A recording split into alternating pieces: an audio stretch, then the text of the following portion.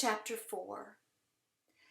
Sam wanted desperately to curl up in her mother's lap, just like John Thomas, and tell her all about the dreams. Mom, I'm hearing voices. The dreams are so real. She knew her mother would listen. She knew her mother would stroke her hair and pat her back. But what could her mother really do? Tell Sam she wasn't crazy? Then run and call the pediatrician? Sam never even thought about telling her father. He was the no-nonsense guy.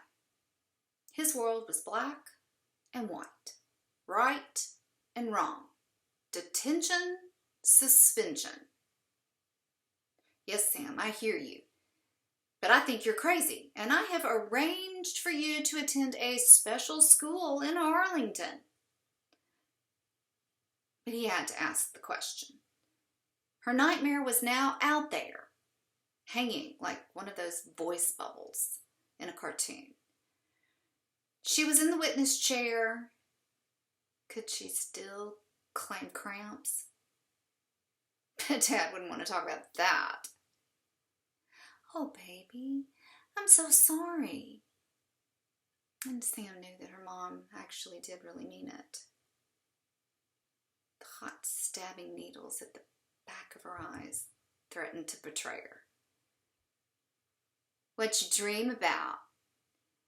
It took absolutely no effort to scowl at Lily. Sam knew this was payback for the dry cinnamon rolls. Yes, Sam, where there's scary monsters. Mary Beth had to put in her 2 cents. Sam tried the stuffing food in your mouth trick again, but she used the eggs this time and they went down way too quickly. As hard as she tried to not make eye contact with her dad, it was like a stupid magnet. The minute she swallowed, boom, positive meets negative. His eyes weren't mean, but they were hard enough to say, spill it, sister. Think. The silence was too much. She couldn't think of a thing. And she was a terrible liar anyway. Everything was on fire. Oh, baby, that must have been terrifying if it woke you up. Her mother's touch on her hand would have opened the floodgates.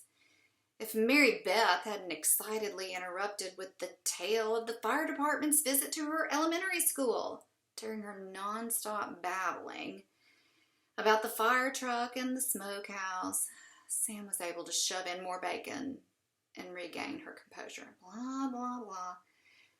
It was actually a relief to have Mary Beth taking over this morning. Hopefully Sam could finish her breakfast and excuse herself to take a shower.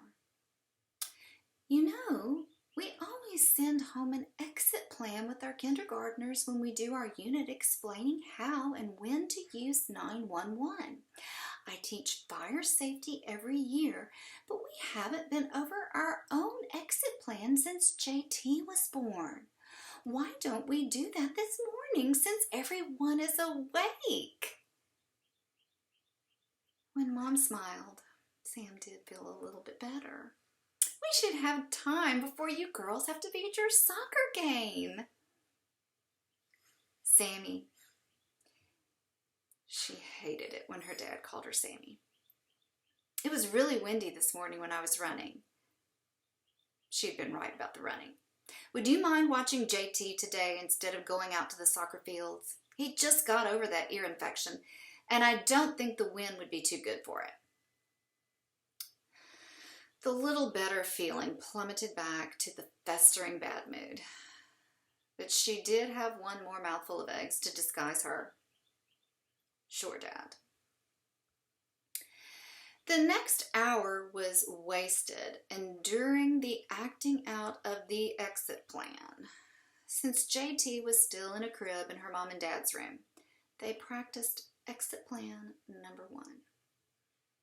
Sam, your job is to wait at the bottom of the stairs for Lily and Mary Beth and escort them out the front door.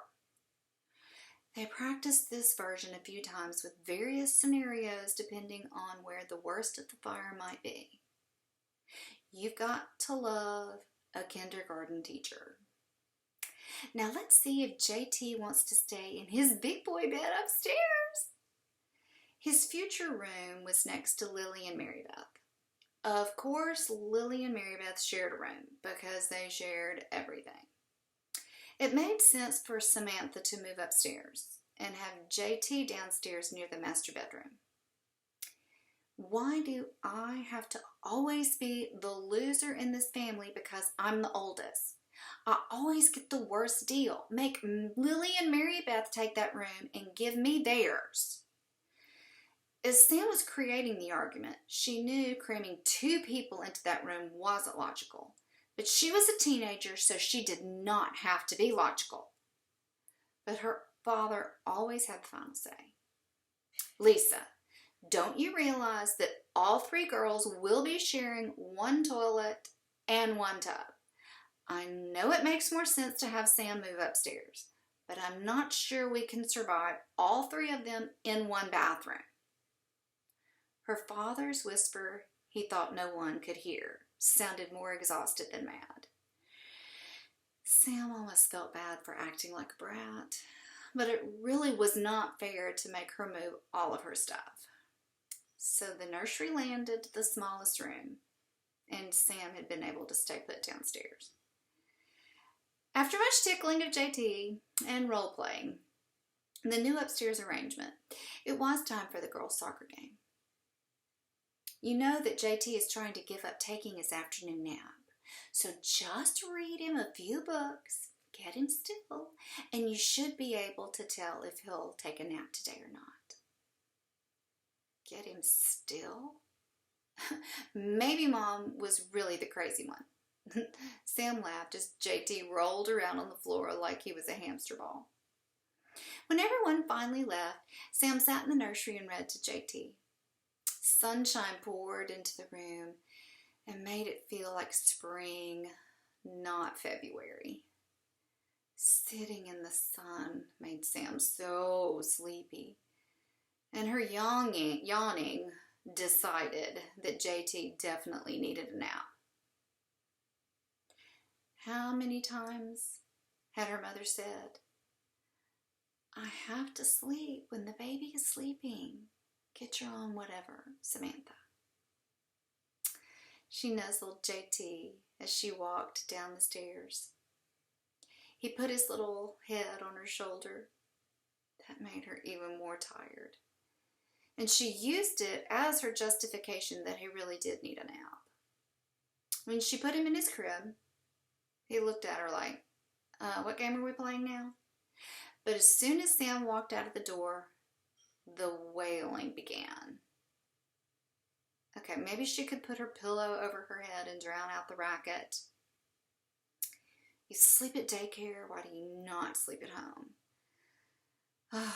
Sam's yelling at him only made the crying worse. During the week, he slept because he played so hard with the other kids, and he was totally worn out. Mostly on the weekends, he just stopped, laid down on the floor for a few minutes when he'd had enough, or he'd just sleep in the car or stroller at some event with one of the older kids. Okay, I know I'm a bad babysitter, but I don't care. I need sleep. Tomorrow we get up and go to church. This is my last chance. Please, JT. Sam shut her door and buried herself under her covers. JT kept crying. She found herself getting really angry, so she flipped on her stomach and held a pillow over her head. She was just so sleepy. Sam sat up with a jerk when her conscience registered the silence. Pulling the covers off her head, she listened for any babbling coming from her parents' room. She had no idea how long she'd been asleep, or if she'd really even slept at all. The house was really still, like creepy still. So silent. Okay, did I leave anything in his crib? A toy? Can JT still choke? Of course he can. Did he cry so hard he gagged? Maybe a plastic eyeball popped off a toy and is stuck in his throat. Ugh. With a disgusted sigh, Sam heaved off the covers and tiptoed to her parents' door. At least they had had the good sense to put the crib where he can't see me. Just make sure he's okay, Sam, and then you can go back to sleep. Stealthily, Sam peered around the corner in case JT was still awake. If he sees me, he'll just start crying all over again. Sam leaned back into the wall and took the position of a police officer waiting to kick in a door and arrest a drug suspect. Slowly, easily, Sam peeped her head around the door, ready to pull back at the slightest indication that JT was still awake. What she saw left her unable to move, utterly paralyzed, defenseless against the vision before her.